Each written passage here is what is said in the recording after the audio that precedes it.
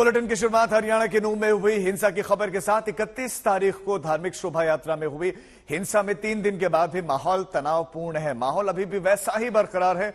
उपद्रवियों की पहचान की जा रही है। हिंसा के चेहरों को, हिंसा के मोहरों को तलाशा जा रहा है। चश्मदीदों के अब तक बयान भी दर्ज किए जा रहे हैं। उन बयानों के आधार पर दो चीजें साफ हो गई। हिंसा के पीछे गहरी साजिश थी और दूसरी बात, हिंसा में बड़ी तादाद में बाहरी लोग शामिल थे।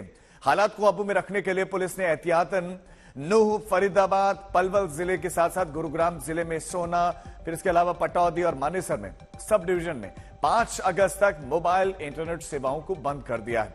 हिंसा के पीछे बड़ी साजिश थी, लेकिन सवाल यहां यह है कि जब हिंसा साजिश के तहत हुए तो फिर पूरे सिस्टम को कैसे पता नहीं चला। सोशल मीडिया पर हर व्यक्ति को पता चल गया कि इस तरह से जहर फैलाया जा रहा है, लेकिन प्रशासन को पता कैसे नहीं चला या आंखें मूंदी रहीं। अब बयानों और सबूतों के आधार पर उन चेहरों को तलाशा जा रहा है जिन्होंने ये साजिश रची। एफआईआर जो है, एफआईआर के मुताबिक ये सारी बातें हैं जो हम आपको बता रहे हैं कि 600 से 700 लोग थे। ये इंस्पेक्टर के बयान के मुताबिक, पंकज कुमार इंस्पेक्टर, उन्होंने कहा कि तावड़ू की तरफ से आए 600-700 लोगों की भीड़ आई। ये नारा भी लगा रहे थे धार्मिक। उपद्रवियों ने उसके बाद पुलिस पर पथराव शुरू कर दिया, यहां तक कि गोली भी चलाई। धार्मिक नारे वहां लगाए जा रहे थे। ब्रज मंडल यात्रा के बाद ये सब हुआ।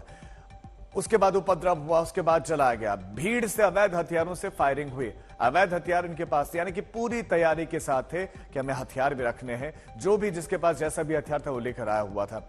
अब शांति की अपील की जा रही है। इस बीच में नूह हिंसा पर अपडेट यह है कि 5 अगस्त तक मोबाइल इंटरनेट बंद, लेकिन कहां कहां पर, यह आप देख लीजिए। नूह, फरीदाबाद, पलवल, सोना, पटौदी, मानेसर, कुछ जिले हैं और कुछ सब डिवीजन है, वहां पर ये इंटरनेट सेवाएं रोकी गई हैं। अब 5 तस्वीरें आपके सामने हैं। पहला तो हिंसा के बाद से अब नूह में शांति है, क्योंकि वहां पर जवानों की तैनात है। 14 कंपनीज वहां पर तैनात है। 100 से ज्यादा गिरफ्तारियां हो चुकी हैं और संसद में यह मसला उठ सकता है।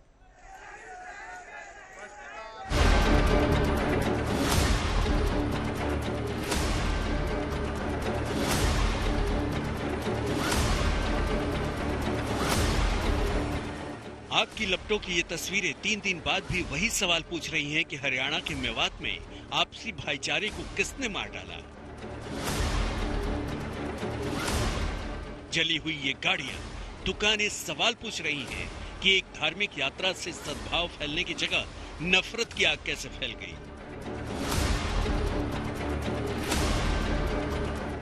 31 जुलाई को नूह में हुई हिंसा के बाद पिछले 3 दिनों से जो बयान और सबूत सामने आए हैं, वो चीख चीख कर 2 बातों की तरफ इशारा कर रहे हैं। नंबर 1, हिंसा तात्कालिक नहीं थी बल्कि साजिश के तहत हुई।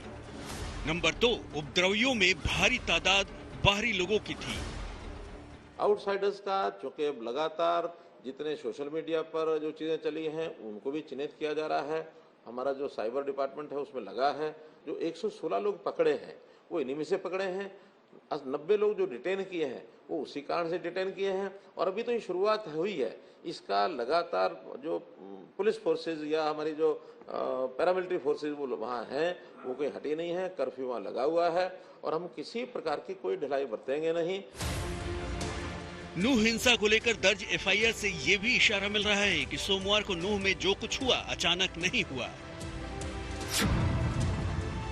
एफआईआर में गुरुग्राम सेक्टर 39 क्राइम ब्रांच के प्रभारी इंस्पेक्टर पंकज कुमार के मुताबिक अटबर चौक नूह पर उनकी ड्यूटी लगी थी। उनके मुताबिक तावड़ू की तरफ से 600 से 700 के करीब असामाजिक लोगों की भीड़ ने वहां तैनात पुलिस वालों पर पथराव किया। भीड़ अल्लाहू अकबर के नारे लगा रही थी। इंस्पेक्टर पंकज के मुताबिक भीड़ की तरफ से अवैध हथियारों से फायरिंग भी की गई। पुलिस की तरफ से शांति की अपील के बावजूद भीड़ से लोग पथराव और फायरिंग करते रहे। उपद्रवियों की फायरिंग में एक गोली निरीक्षक अनिल कुमार के पेट पे लगी। एफआईआर में पंकज कुमार ने पुलिस पर भीड़ के हमले को सोची समझी साजिश करार दिया। एफआईआर में काफी चौंकाने वाला खुलासा पुलिस कर्मियों ने किया है। पुलिस कर्मियों ने बताया है कि जब यहाँ से शोभा यात्रा शुरू हो रही थी तो ये जो पहाड़ी आप देख पा रहे हैं, इन पहाड़ियों से, आसपास की पहाड़ियों से और आसपास जो खेत है उन खेतों से 700 से 800 लोग, जो भीड़ थी, उपद्रवी भीड़ थी, उनके हाथ में लाठी डंडे, अवैध हथियार थे। वो धार्मिक नारे लगाते हुए शिव मंदिर के पास जो यात्रा चल रही थी उसे रोकने की कोशिश करने के लिए आगे बढ़ते हुए नजर आते हैं।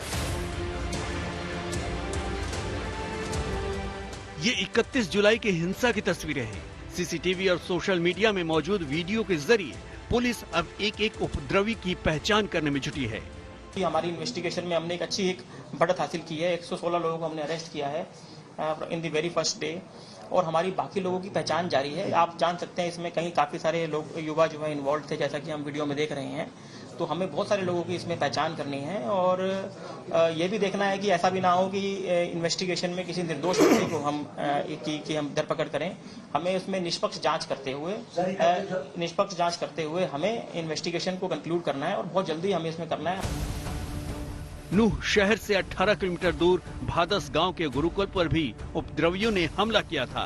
गुरुकुल के महंत बताते हैं कि हमलावर बाहरी थे। लोग थे वो? जी देखिए, जहाँ तक पता लग रहा है कि वो सारे बाहर के ही व्यक्ति थे। मुंह यहाँ तक ढक रखा था, किसी के पास फोन जैसे ऐसे कोई व्यवस्था नहीं लग रही थी। मोटरसाइकिलों पे आए थे, अन्यत्र कोई साधनों में आए हुए थे। तो भारी संख्या में कम से कम 250-300 व्यक्तियों के युवा ही लगभग थे। हमलावर स्थानीय नहीं थे, इसका मतलब साफ है कि उपद्रव की पूरी तैयारी की गई थी। अब पुलिस के सामने चुनौती एक एक दंगाई को पहचान कर कानून के शिकंजे में लाने की है। हिमांशु मिश्रा के साथ अरविंद ओझा, नूह आज तक।